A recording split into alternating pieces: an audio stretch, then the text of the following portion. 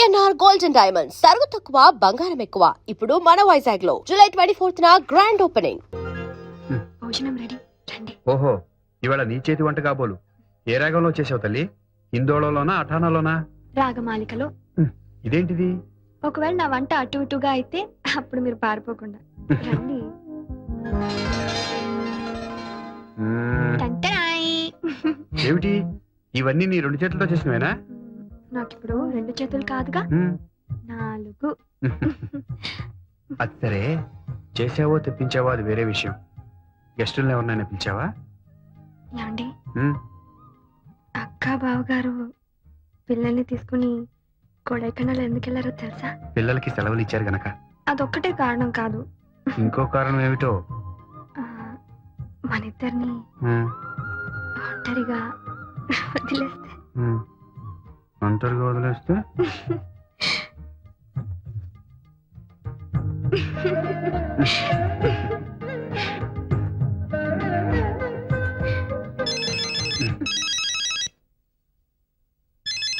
Phone వచ్చింది. Hello, ఉన్నారండి? Sorry అండి, ఇప్పుడు ఆయన ఇంకో డ్యూయట్ కంపోజింగ్ లో ఉన్నారు, చాలా బిజీగా ఉన్నారు. ఇది కూడా చాలా అర్జెంట్ అండి. ఏంటండి, మీది కూడా డ్యూయట్ అండి? చెప్తానండి. ఎవరు? రాజుగారేనా? వాళ్ళకి అర్జెంట్ గా ఒక పాట చేయాలి పాపం. అన్నయ్య ఊళ్ళో ఉన్నప్పుడే చేద్దాం అనుకుంటే. చాలా థ్యాంక్స్ అయ్యా. నువ్వు మొదటగా పాడిన పాట కుడి కన్ను చాలా బాగుందయ్యా. మీ అమ్మగారు ఈ పాటని టేపు అరిగిపోయేలా వింటారనుకో. నువ్వేంటి ఎలా వచ్చావు? నీ పాటలే, మీ పేరు అందరికి తెలియాలని. తెలుపుకో. తీసుకోండి, ఇప్పుడే ఇచ్చారమ్మా. చందు, చాలా బాగా పాడానమ్మా.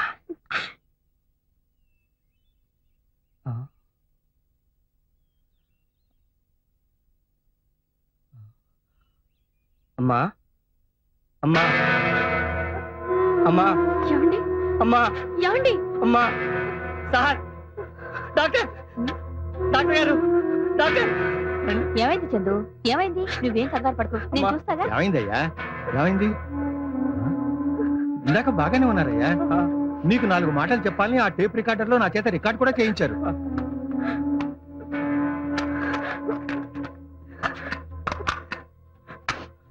I'm sorry Chandu.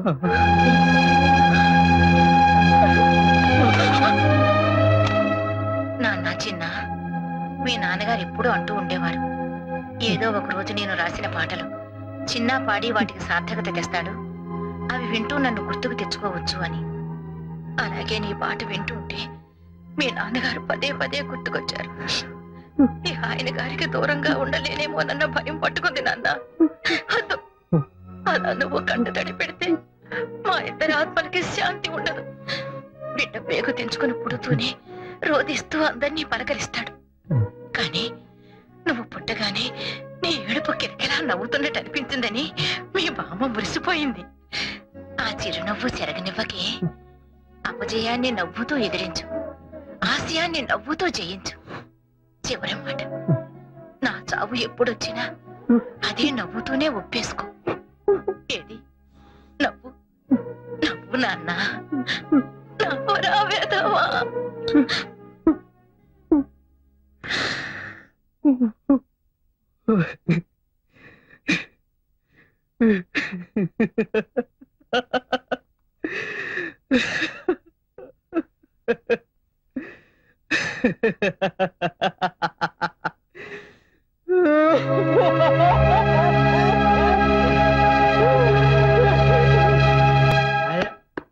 సరే, తలుపు తీవే. తలుపు తీ. ఎందుకు? అరే ఎందుకు? లోపలికి వచ్చి ఒక చెప్పు, మనకెందుకు? లోపలికి వచ్చి చెప్తా కదా. నువ్వు నేను అడిగిన డబ్బు తీసుకొచ్చి ఇస్తేనే ఈ ఇంట్లో నీకు పుట్టగతులు. డబ్బులు ఏమని బ్యాంకులో మూసేస్తుంటే నేనెక్కడ తెచ్చేదే? తలుపు తీవే. ఇలాగే ఇక్కడ అరుస్తుంటే ముష్టోన్నాను కానీ పిచ్చి కుక్కలు పైన పడి చంపేస్తాయా? అలా జరిగితే మంచిదే, నా చేతుల్లో కాకుండా పిచ్చి కుక్కల చేతుల్లో చేస్తావు. అవ్వా అవ్వా, వెధవ 1,00,000 రూపాయల కోసం మంగళసూత్రం తెచ్చుకొని ముండమంటావుటే. అంత కర్మ నాకేం పట్ల. తీసుకో నీ బోడి మంగళసూత్రం, బయటే చావు. ఏంటి చెప్పునే కాలు కింద ఉంచుకోలేనాడివి నీ పెళ్ళాన్నే ఉంచుకుంటావయ్యా అది ఉంచుకుంది కాదురా నా పెళ్ళం. ఏమయ్యా వస్తున్నా ఏంటి కాంప్రమైజ్ అయ్యావా? లేదు, నువ్వు మగాడి అనిపించుకోవాలనుకుంటే ఆ డబ్బు తెచ్చి నా చేతిలో పెట్టు. అప్పుడు నా మెడ ఖాళీగా ఉంటే ఆ మంగళసూత్రం మళ్ళీ కట్టు, అంతే. ఆమె మెళ్ళలో కొత్త మంగళసూత్రం వచ్చేలోపు మీకు డబ్బొచ్చే ఉపాయం చెప్పనా? మరి ఎప్పటిదాకా ఎందుకు చెప్పలేదు? అప్పుడు అబ్బోయ్ లక్షలు ఖరీదు చేసే ట్యూన్లు శ్రీరంగం బ్రదర్స్ దగ్గర బోల్డ్ ఉండుంటాయి కదా. ఆ ట్యూన్ల పుస్తకాల్ని మెయింటైన్ చేసేది నేనే. నాకే చెప్తాను. అబ్బా, మరి ఇంకే మెల్లగా అక్కడి నుంచి మాయించేయండి. మన దగ్గర ఒక క్యాసెట్ కంపెనీ వాడు ఉన్నాడు, మంచి ధర కమ్ముదాం, ఆ తర్వాత చెరసగం పంచుకుందాం. ముందు మీద ఒట్ట? మంగళసూత్రం మీద ఒట్టు. అయితే okay. May come in sir. Yes come in. ఓ నర్సారెడ్డి గారు మీరా? ఏమిటి సంగతి? ఇతను తాగి రోడ్డు మీద న్యూసెన్స్ చేస్తుంటే మా వాళ్ళు అదుపులోకి తీసుకున్నారు. మీ మనిషి కదా, ఏం చేయాలో తెలియక మీ దగ్గరికి తీసుకొచ్చాను. ఎవరి మనిషి అయినా తప్పు చేసినప్పుడు మీ డ్యూటీ మీరు చేయండి. న్యూసెన్స్ కేసు కింద తోసవతలు పారేయండి. Okay sir, పదవయా. వెళ్దాం, ఫ్యామిలీ మ్యాటర్. ప్లీజ్ మీరు పదండి. తాగారంటే సార్ నా మిస్సెస్ కి హార్ట్ అటాక్ వచ్చి ప్రెగ్నెంట్ అయితే. ఛీ, నోరు మూయ్. మందు తాగి తాగి నీ నోరు చెత్త కుప్ప అయిపోయింది. నీకు ఈ జన్మలో బుద్ధి రాదు. ఇన్నాళ్ళు మా దగ్గర పనిచేసినందుకు ఇది తీసుకో. ఇంకేం మాట్లాడదు.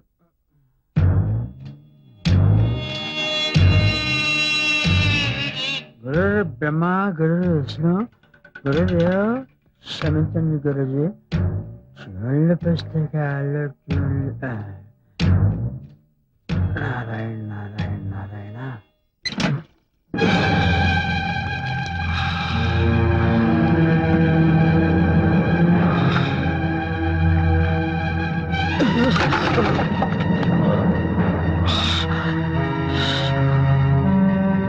అయ్యో, ఏమైందయ్యా?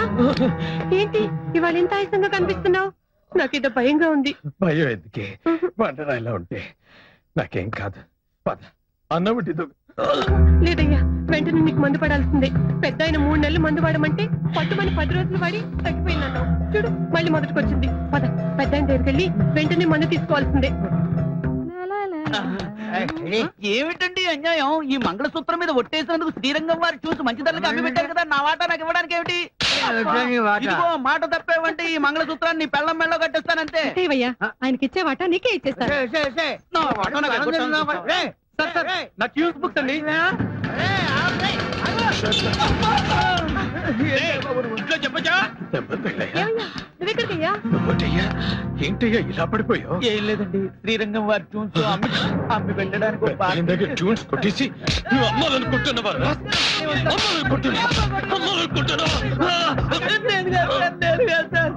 వాళ్ళ బయలుస్తే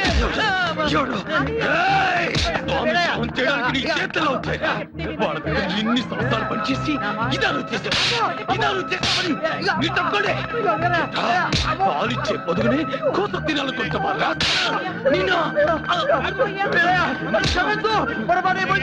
క్షమించాల్సింది నేను కాదు, పెద్దయ్యా.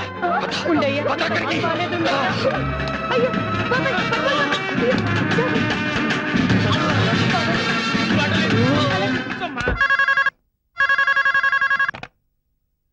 హలో,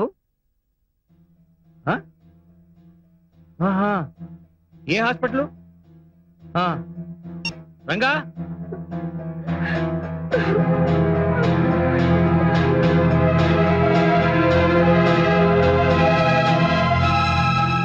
అయిపోయింది బాబు గారు. హాస్పిటల్ తీసుకొచ్చేలోగా కారులోనే ప్రాణపోయి.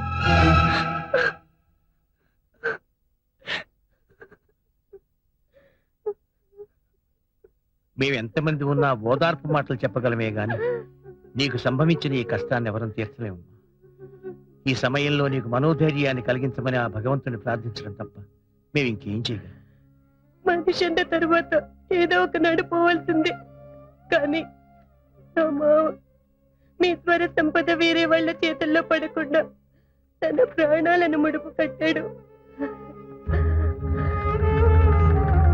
ఇంతకంటే గొప్ప చావు ఎవరికి దక్కుతుంది బాబు?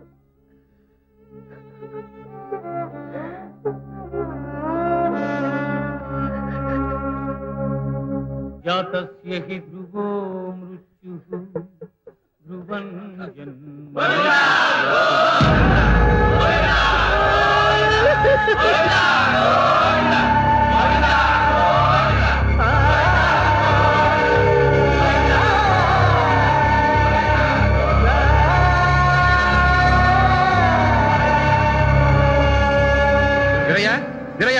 నీకు శుభవార్త. ఏంటి బాబు? బాబు గారి పాలు. ఇప్పుడు కాదు, నిన్ను మళ్ళీ ఏ ముహూర్తంలో కలిసామో గానీ అంతా మంచి జరిగింది. ఇన్నాళ్ళకి మా శ్రమ ఫలించింది. ఓ పెద్ద మ్యూజిక్ డైరెక్టర్ ఓ పెద్ద హీరో సినిమాలో పాడే అవకాశం కల్పించాడు. 6:30 నిమిషాల పాట. చాలా సంతోషం బాబు. మొత్తం పాటు మీరిద్దరే పాడారా? అబ్బే, శంకర మహాదేవను హరిహరను. మరి మీరు? కోరస్ లో మా వాయిస్లు ఉన్నాయి. కోరస్ లో మీ వాయిస్ లా? ఆ ఎవరు బాబు ఆ మ్యూజిక్ డైరెక్టర్? ఇది హీరో హీరోయిన్ మధ్య వచ్చే సిచ్యువేషన్ సాంగ్ సార్. అంతవరకు భార్యాభర్తలు ఇద్దరు బానే ఉన్నారు. ఇంతలో వారిద్దరి మధ్య గొడవ ప్రారంభమైంది. మాట మాట పెరిగి హీరో హీరోయిన్ లాగి చెంప మీద కొట్టారు. దాంతో ఆమె రెచ్చిపోయి కాళికాదేవిలాగా విజృంభిస్తుంది సార్. దొరికిన సామాను దొరికినట్టు అతని మీదకి విసిరేస్తుంది. ఏంటండి ఇది? ముందుగా ఆ పాత్ర పొందే అనుభూతులన్నీ తానే అనుభవిస్తాడు. ఆ సన్నివేశాన్ని క్షుణ్ణంగా జీర్ణం చేసుకుంటాడు. ఆ తర్వాతే చూడ్ చేస్తాడు. అదన్నమాట ఆయనలో ప్రత్యేకత. అంత గొడవ జరగడానికి ఏమీ లేదు సార్. వడ్ల గింజలో బియ్యపు గింజ.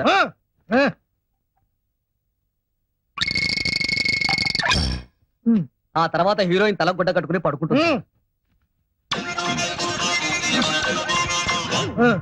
ఆమె ఫేస్ మీద కట్ చేస్తే కళ్ళ నిండా నీళ్లు సార్.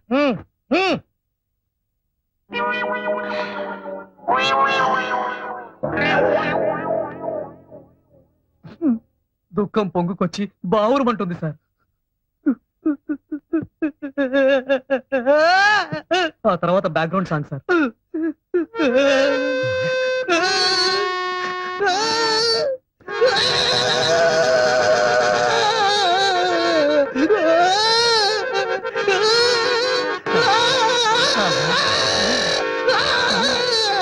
నువ్వేనా మ్యూజిక్ డైరెక్టర్వి?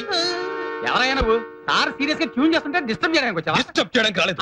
వాడిని దిష్టి బొమ్మని చేసి వేలాడి కట్టడానికి వచ్చాను. రాయ్, ఇలా రారా. వీడవడండి బాబు. ఏంట్రా, అంతటి మహాపండితులు, శాస్త్రీయ సంగీతంలో దిట్టలు, వాళ్ళని కోరస్ గుంపులో నించబడతారు. పైగా 6 నిమిషాల పాటలో 1/2 నిమిషం కూడా లేని ఓహోహో ఆహాహా అని వాడితో పాడిస్తావా? ఎవరైనా నువ్వు ఓ బయటికి. ఈ చెయ్యి ఏంటో తెలుసా? కంఠాన్నితో చర్మం కుట్టే చెయ్యి. తోలు పోల్తేగా జాగ్రత్త. మీకు కాస్తో కూస్తో విద్వత్తుందని వస్తూనే తెలిసింది. ఇలా చేయి చేసుకున్నందుకు క్షమించండి. వాళ్ళు శ్రీరంగం బ్రదర్స్, సంగీత కళానిధులు. పాడిస్తే మొత్తం పాట వాళ్ళతో పాడించండి, అంతేగాని ఇలా చిల్లర మల్లర కూతలు కాదు.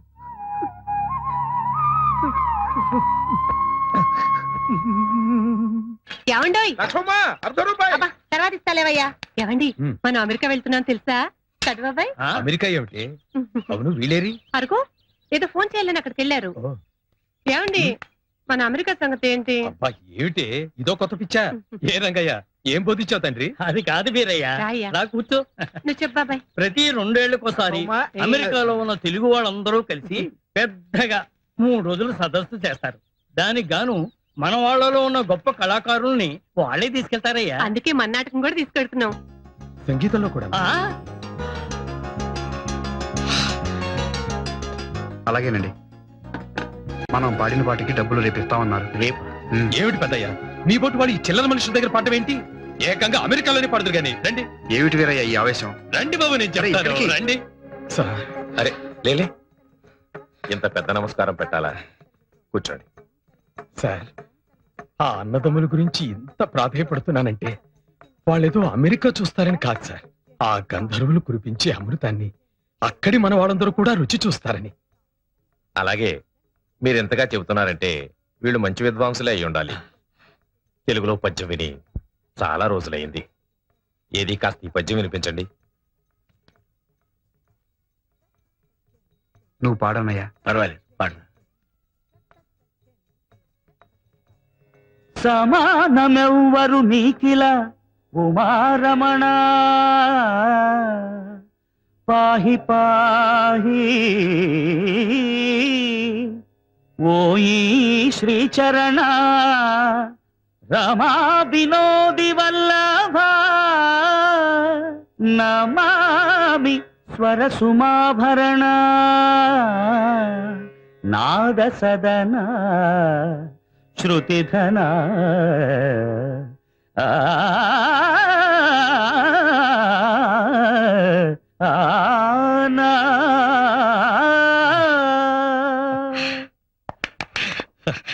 ఎలా ఉంది సార్? చాలా బాగుందయ్యా. గుడ్. మీరేమీ అనుకోకపోతే ఈ పద్యంలో మాటలే తీసుకుని గౌళ రాగంలో ఒక కీర్తన చేసి వినిపిస్తారా?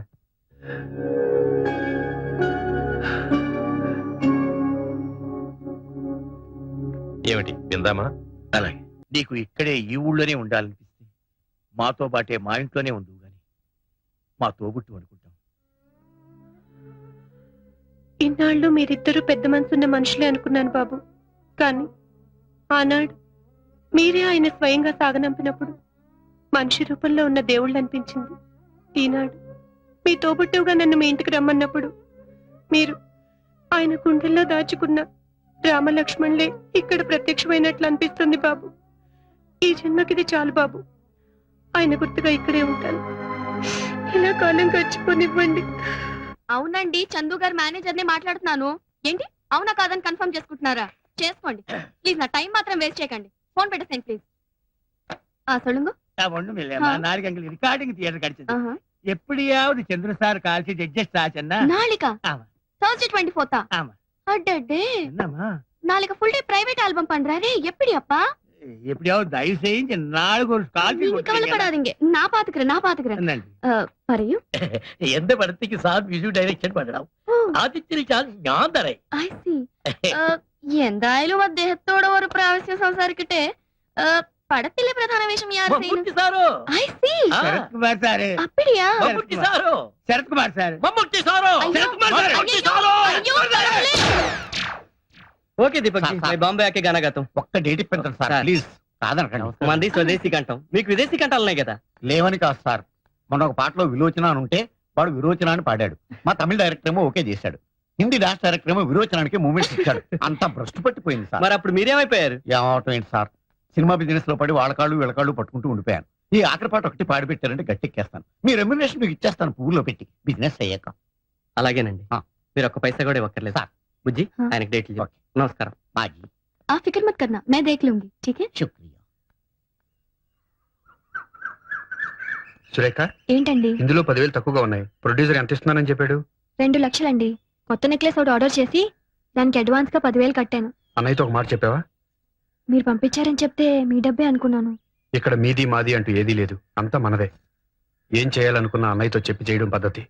సరే, అయిందేదో అయింది. ఇంకోసారి రిపీట్ అవ్వకుండా చూడు.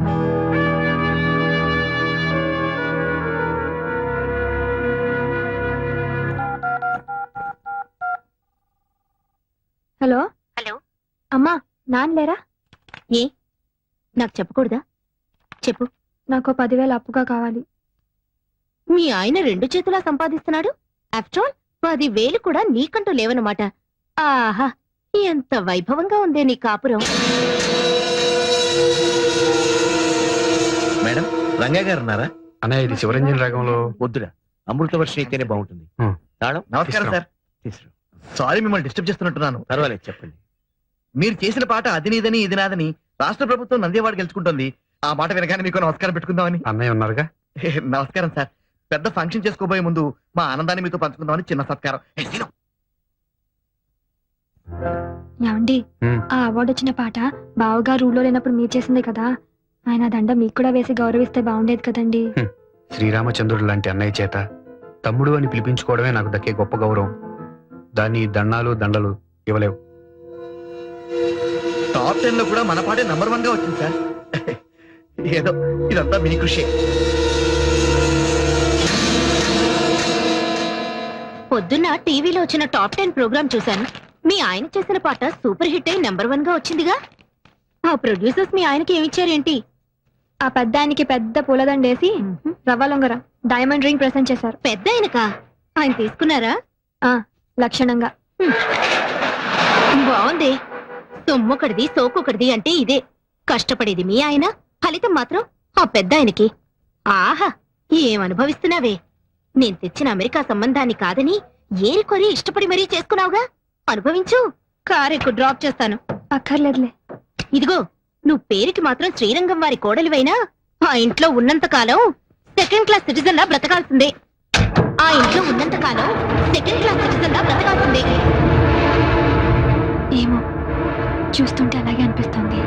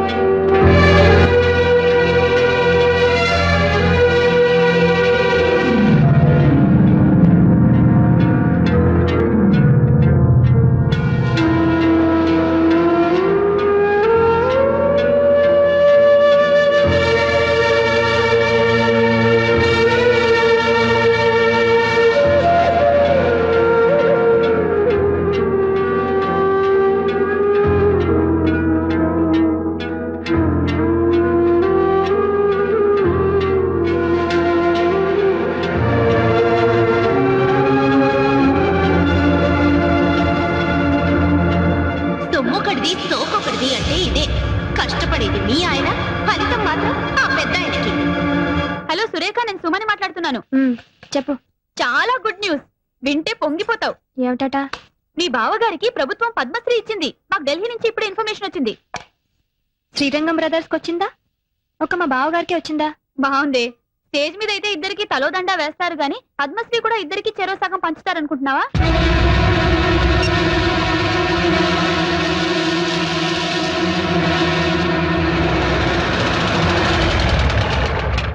సురేఖ, టీవీలో ఫ్లాష్ న్యూస్ వస్తుంది, వీరికి పద్మశ్రీ వచ్చిందని.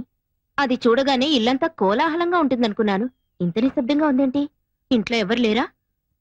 బావగారు అక్క లోపలున్నారు. ఈయన గారేమో ఎగ్జామినర్ గా తిరుపతి వెళ్లారు. నువ్వు మూటా ముల్లే సర్దుకొని ఏ కాశీకో వెళ్ళకపోయావా? చూడు, ఆనాడు చెప్పాను, ఇప్పుడు చెప్తున్నాను. నువ్వు మీ ఆయన ఇంట్లో బానిసలేనే. ఆయనేమో అన్ని తనిచేసి ఆయనకొచ్చే సన్మానాలు బిరుదులు అన్నగారికి త్యాగం చేయడం. నువ్వేమో ముష్టి 10,000 కావాలంటే వాళ్ళని వీళ్ళని దేబిరించడం. ఇదిగో, ఇప్పటికైనా కళ్ళు తెరుచుకొని వాళ్ళ అసలు రూపం ఏంటో తెలుసుకో. ఈ రొంపిలోంచి బయటపడి మీ ఆయన విలువేంటో నిరూపించుకో.